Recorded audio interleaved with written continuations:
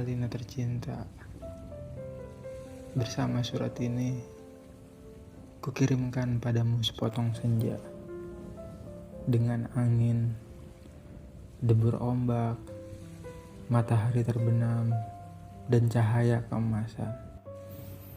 Apakah kamu menerimanya dalam keadaan lengkap?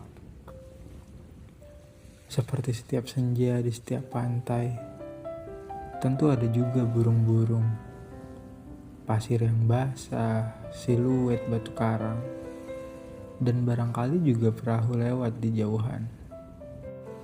Maaf, aku tidak sempat menelitinya satu persatu. Mestinya ada juga loh kan, batu yang berwarna-warni dan bias cahaya cemerlang, yang berkeretap pada buih yang bagaikan impian, selalu saja membuat aku mengangankan segala hal yang paling mungkin kulakukan bersamamu. Meski aku tahu, semua itu akan tetap tinggal sebagai kemungkinan yang entah kapan menjadi kenyataan. Kukirimkan sepotong senja ini untukmu, Alina, dalam amplop yang tertutup rapat dari jauh. Karena aku ingin memberikan sesuatu yang lebih dari sekedar kata-kata. Sudah terlalu banyak kata di dunia ini, Alina. Dan kata-kata ternyata tidak mengubah apa-apa. Aku tidak akan menambah kata-kata yang sudah tak terhitung jumlahnya dalam sejarah kebudayaan manusia, Alina. Untuk apa? Kata-kata tidak ada gunanya dan selalu sia-sia. Lagi pula, siapakah yang masih sudi mendengarnya? Di dunia ini, semua orang sibuk berkata-kata tanpa peduli apakah ada orang lain yang mendengarnya. Bahkan mereka juga tidak peduli dengan kata-katanya sendiri. Sebuah dunia yang sudah kelebihan kata-kata tanpa makna. Kata-kata sudah luber dan tidak dibutuhkan lagi. Setiap kata bisa diganti artinya, setiap arti bisa diubah maknanya. Itulah dunia kita, Alina. Kukirimkan sepotong senja untukmu, Alina. Bukan kata-kata cinta. Kukirimkan padamu sepotong senja yang lembut dengan langit kemerah-merahan yang nyata dan betul-betul ada dalam keadaan yang sama seperti ketika aku mengambilnya saat matahari hampir tenggelam ke balik cakrawala. Alina yang manis, Alina yang sendu. Akan kuceritakan padamu bagaimana aku mendapatkan senja itu untukmu.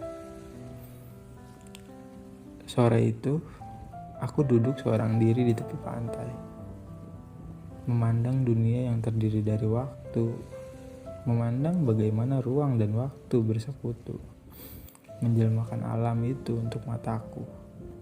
Di tepi pantai, di tepi bumi, semesta adalah sapuan warna keemasan, dan lautan adalah cairan logam. Meski buih pada debur ombak yang menghempasi itu tetap saja putih seperti kapas.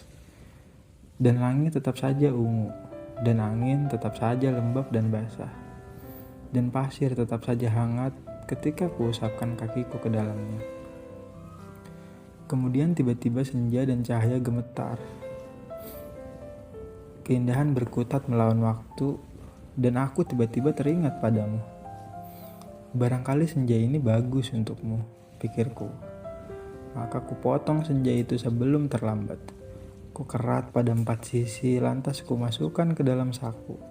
Dengan begitu, keindahan itu bisa abadi, dan aku bisa memberikannya padamu. Setelah itu aku berjalan pulang dengan perasaan senang. Aku tahu kamu akan menyukainya. Karena kamu tahu, itulah senja yang selalu kamu bayangkan untuk kita.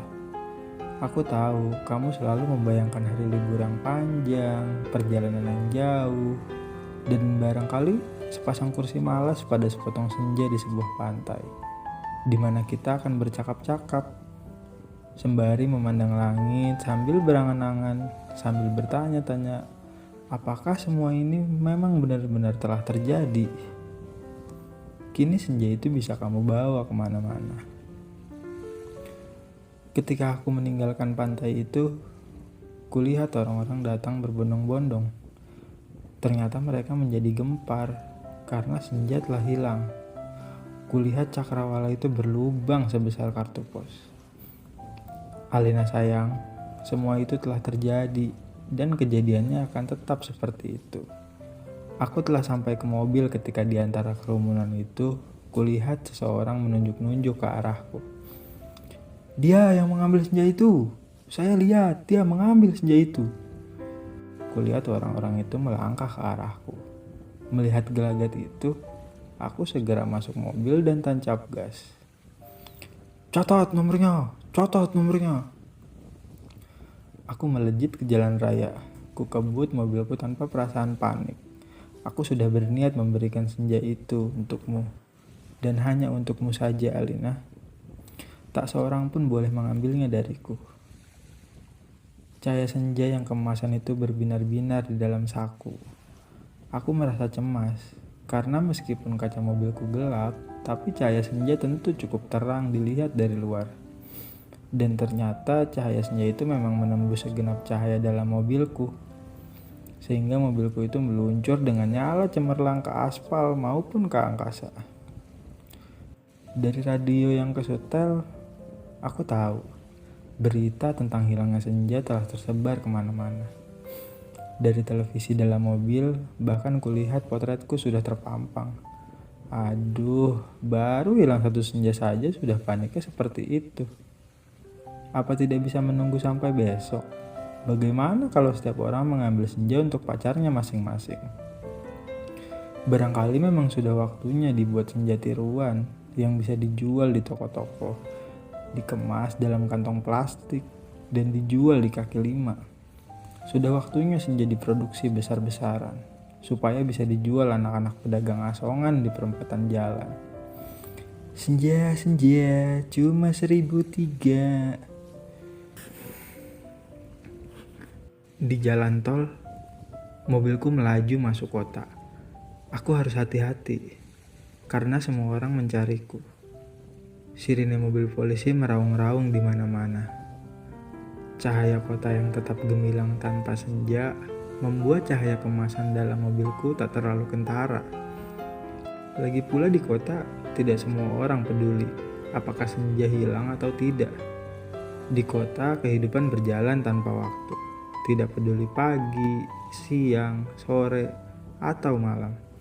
Jadi tidak pernah penting senja itu ada atau hilang. Senja cuma penting untuk turis yang suka memotret matahari terbenam. Boleh jadi hanya demi alasan itulah senja yang kubawa ini dicari-cari polisi. Sirine polisi mendekat dari belakang. Dengan pengeras suara, polisi itu memberi peringatan. Pengemudi mobil Porsche abu-abu metalik SG 19658A harap berhenti. Ini polisi. Anda ditahan karena dituduh telah membawa senja. Meskipun tak ada aturan yang melarangnya, tapi berdasarkan... Aku tidak sudi mendengarnya lebih lama lagi. Jadi kubilas dia sampai terpentar keluar pagar tepi jalan.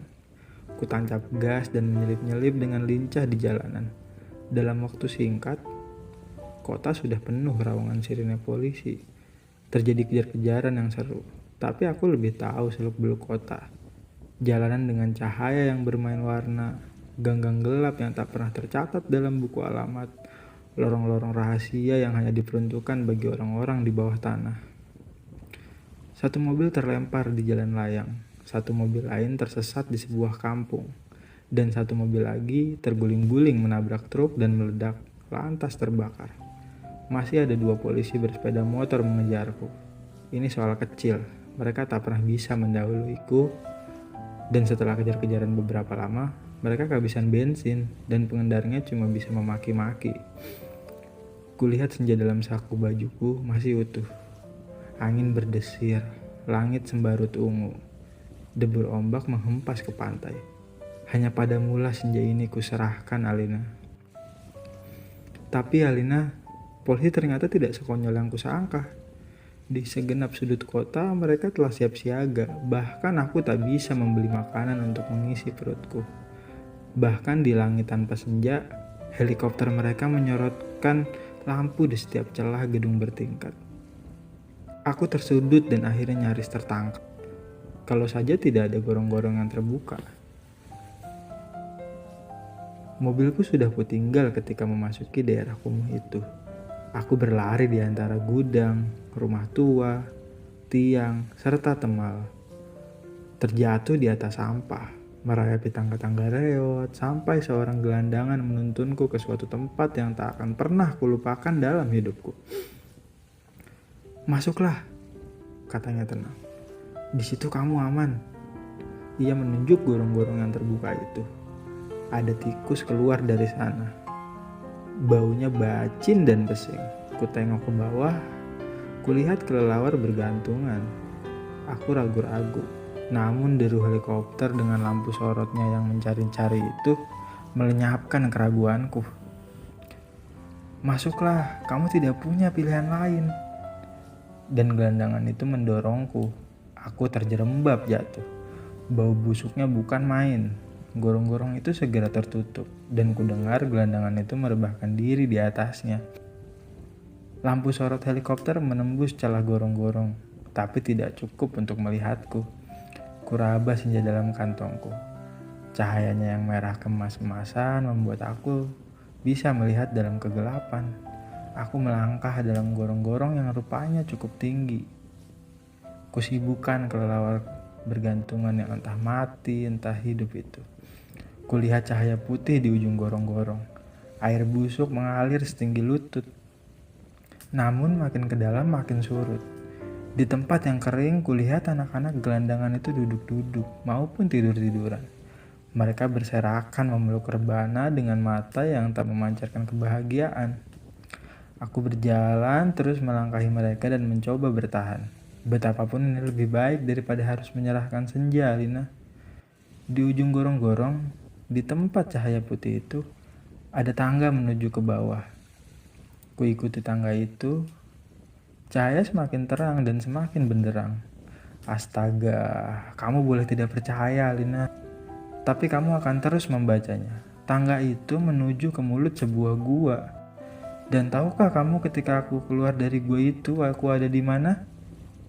Di tempat persis sama dengan tempat di mana aku mengambil senja itu untukmu, Alina. Sebuah pantai dengan senja yang bagus. Ombak, angin, dan kepak burung. Tak lupa cahaya keemasan dan bias ungu pada mega-mega yang berarak. Bagaikan aliran mimpi. Cuma saja tidak ada lubang sebesar kartu pos.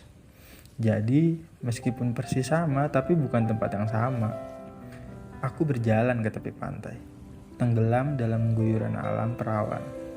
Nyiur tentu saja, matahari dan dasar lautan yang bening dengan lidah ombak yang berdesis-desis. Tak ada cottage, tak ada barbecue, tak ada marina. Semua itu memang tidak perlu. Senja yang bergetar melawan takdir membiaskan cahaya keemasan ke tepi semesta. Aku sering malu sendiri melihat semua itu. Alina, apakah semua itu mungkin diterjemahkan dalam bahasa? Sambil duduk di tepi pantai, aku berpikir-pikir. Untuk apakah semua ini kalau tak ada yang menyaksikannya?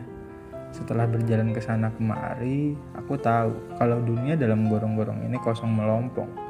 Tak ada manusia, tak ada tikus, apalagi dinosaurus. Hanya burung-burung berkepak.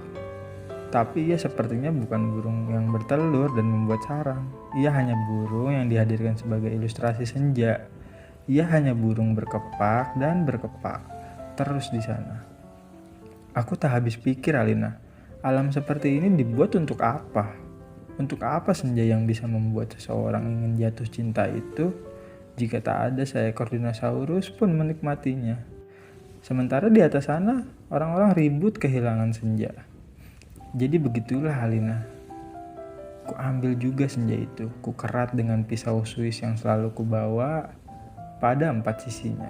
Sehingga pada cakrawala itu terbentuk lubang sebesar kartu pos.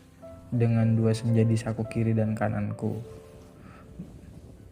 Dengan 2 senja di saku kiri dan kanan, aku melangkah pulang. Bumi berhenti beredar di belakangku, menjadi kegelapan yang basah dan bacin.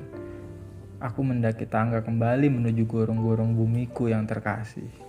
Sampai di atas, setelah melewati kelelawar bergantungan, anak-anak gelandangan berkaparan, dan air setinggi lutut.